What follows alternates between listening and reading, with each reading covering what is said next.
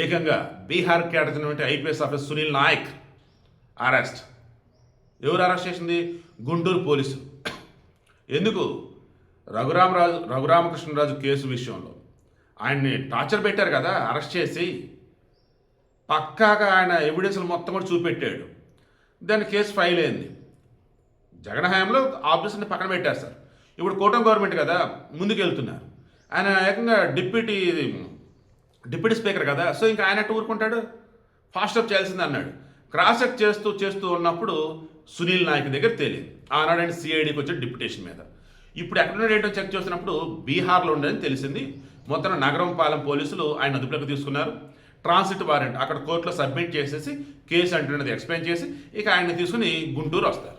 ఇక ఇప్పుడు YCP head అయినటువంటి జగన్మోహన్ రెడ్డి, ఆనాడు సకల శాఖ మంత్రి సజ్జల రామకృష్ణారెడ్డి, ఇక ఎవరెవరైతే ఆనాడు రఘురామకృష్ణరాజును కొడుతుంటే ఆనందపడ్డారో, రఘురామకృష్ణరాజును కొడుతూ వీడియో కాల్ చేస్తూ అది చూసి సంబరపడ్డారో, ఇక వాళ్ళందరికీ ఉచ్చు బిగుస్తున్నట్టే. ఎందుకంటే మామూలు స్పీడ్ కాదన్నమాట ఇది. మొన్న ఆల్రెడీ సుప్రీంకోర్టు అన్న తర్వాత ఇక ఏపీ గవర్నమెంట్ కూడా లేదు, కోర్టే చెప్పింది కదా మనం వెనకడుగు వేద్దు, ముందు గట్టికి వెళ్తాని చెప్పి డిసైడ్ అయ్యారు. Mark my word, okay. Supreme court చెప్పిన తర్వాత గట్టిగా వెళ్దాం డిసైడ్. సుప్రీంకోర్టు ఏం చెప్పింది అనంతబాబు విషయంలో? కాకీలు ఖద్దరు అంటే రాజకీయ నాయకులు కాకీలు కలగలిసి ఏపీలో అరాచకం సృష్టించారు.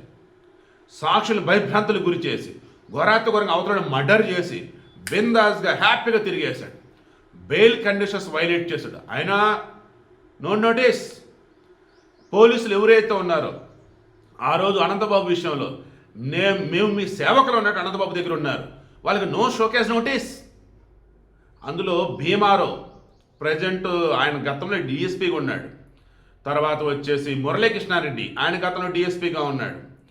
సిఐ మురళీకృష్ణ ఆనాడు సిఐ, ఎస్ఐ సతీష్ బాబు ఇప్పుడు వీళ్ళంత మంచి పొజిషన్స్లోనే ఉన్నారు. కానీ సుప్రీంకోర్టు చెప్పిన దాని ప్రకారం ఏంటి? ఘోరంగా ఒకడు మర్డర్ చేసి నువ్వు ప్రెస్ మీట్ పెడుతున్నప్పుడు అనంతబాబు గారు అంటూ ఒక ఎక్యూజ్ని సంబోధిస్తూ అబ్బాయి ఆయన ఏ తప్పు లేదయ్యా, ఊరక తోసాడు, ఆయన కింద ఏదో మెటలను గుద్దుకున్నాడు, కాలంలో పడి చచ్చిపోయాడు అని చెప్పారే.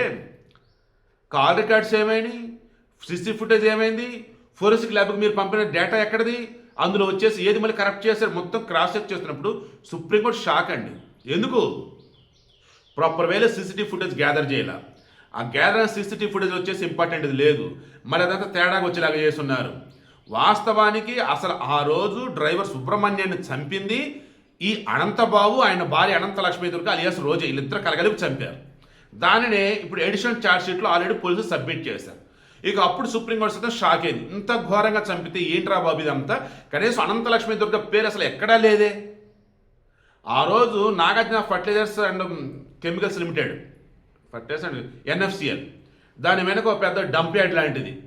అక్కడ ఇతను పట్టికల సుబ్రహ్మణ్యాన్ని ఘోరంగా కొట్టి చంపి ఆ తర్వాత మరల ఇంటికి వెళ్ళి చక్కగా నీటికి ఫ్రెష్ అయ్యి వాళ్ళ ఆమెను ఇంట్లో దించి ఈ అనంతబాబు ఆ తర్వాత ఈ సుబ్రహ్మణ్యం బాడీని పట్టుకెళ్ళి సుబ్రహ్మణ్యం ఇంటి దగ్గర డోర్ డెలివరీ చేసి అదేమంటే యాక్సిడెంట్ అని చెప్పేసి మళ్ళీ వెనక్కి వచ్చేస్తే ఈలోపు వాళ్ళు ఎస్సీలు కాబట్టి మొత్తం ధర్నాలు నిరసనలు తెలియజేస్తే ఎస్సీ ఓట్లు ఎక్కడ పోతాయని చెప్పేసి జగన్మోహన్ రెడ్డి సైతం ఇంకా సరేలే కేసు పెట్టరా బాబు అన్నప్పుడు అనంతబాబు వచ్చేసి అవును నేనే చంపాను చెప్పేసి వార్తను ఒక్కడి మీద వేసేసుకుంటే ఇక వాళ్ళ ఆవిడకి ఏ సంబంధం అని చెప్పేసి కేసులు పక్కన పెట్టేసి అతనికి డిఫాల్ట్ బెయిల్ వచ్చే విధంగా అన్ని ఆధారాలు ఉన్నాయి. ముందుగానే ఛార్జ్షీట్ వేయాల్సింది పోయి వేయకుండా డిఫాల్ట్ బెయిల్ 90 రోజులలో కనుక ఛార్జ్షీట్ కనుక వేయకపోతే డిఫాల్ట్ బెయిల్ వచ్చింది. ఆ బెయిల్ వచ్చేలా చేసి 92వ రోజు వీళ్ళు ఛార్జ్షీట్ వేశారు. ఆ తర్వాత కూడా ఏంటి, కండిషన్ బెయిల్ మీద ఉండి కూడా రాజకీయ ప్రచారం చేశాడు, సాక్షులను భయపెట్టాడు, ఇష్టరాజ్యం చేసుకుంటా పోయాడు. అయినా సరే no case, no showcase notice. ఇలా చెప్పుకుంటూ పోతే ఏపీలో పోలీసులని వైసీపీ ఆనాడు బాణస కన్నా దారుణంగా వాడింది అనడానికి ఈరోజు సుప్రీంకోర్టు కళ్ళ ముందు కనిపిస్తుంది, ఎన్నో కనిపిస్తున్నాయి. బట్ అందరూ పోలీసులు కాదు, కనిపించిన 4వ సింహమే పోలీస్ మన రాజముద్రలో. అటువంటి పోలీసులు ఇంకా ఏపీలో ఉన్నారు, నా భారతదేశంలో ఉన్నారు.